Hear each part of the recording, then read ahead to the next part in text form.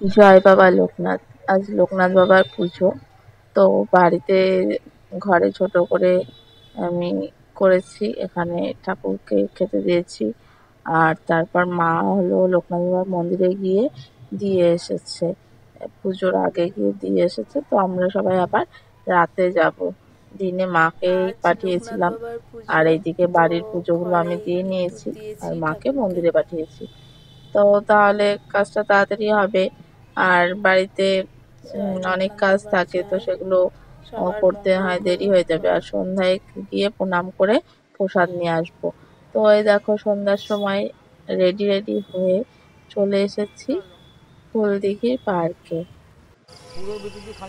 তো আমরা দুজন এসেছি ফুলদিঘি পার্কে, ঘুরছি। কেমন লাগছে তোমাদের? আমি শাড়ি পরেছি আজকে। মন্দিরে যাবো জন্য এখান থেকে লোকনাথ বাবার মন্দিরে যাব। তো বাড়ির পাশেই পার্ক, তাও আসা হয় না। উহু, আহ, মানে কি বলবো যে পাশে জিনিস থাকলেই সেটাইতেই আসা হয় না কিন্তু দেখবে। তো যাই হোক, আজকে তাড়াতাড়ি একটু রেডি হয়ে দুজনে এসে গেছি। আর মা ওইদিকে সন্ধ্যাবাতি দিচ্ছে, তো মা রেডি হয়ে থাকতে বলেছি। বাড়ি গেলে হ্যালো মাকে নিয়ে বন্ধুরা, যাবো। কেমন আছো? আশা করি ভালো আছো। আমিও খুব ভালো আছি। দেখো ঘুরতে এসেছি ফুলদিঘি পার্কে। তো এই শিব ঠাকুরের দর্শন করো সবাই। পার্কে এক রাউন্ড ঘোরা হয়ে গেছে। এদিকে বর ফোনে ব্যস্ত আছে, তাই ভাবছি একটু ভিডিওটা করে নিই। তো এখান থেকে আমরা যাব হলো লোকনাথ বাবার মন্দিরে। অনেক দিন পর আসলাম, মানে 1-1.5 বছর পর আসলাম আমার নিজের শহরে।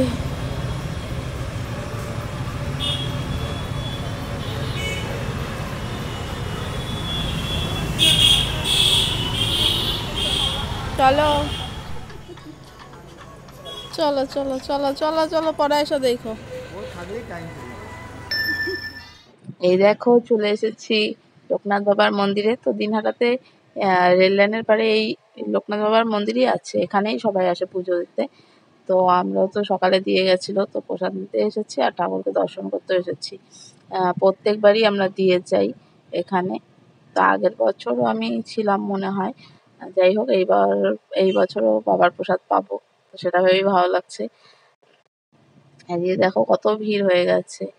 তো মা নিচে বসেছিল আর আমি ঠাকুরকে প্রণাম করে একটু ভিডিও করে নিলাম।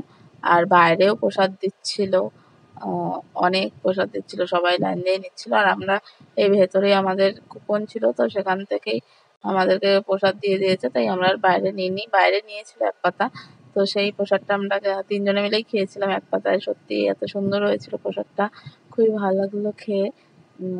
আর আজকে সন্ধ্যাটাও খুব ভালো লাগলো। আহ তোমরা কি লোকনাথ বাবার পুজোতে এই মন্দিরে এসেছিলে? তো আমার ভিডিওটা কেমন লাগলো তোমার?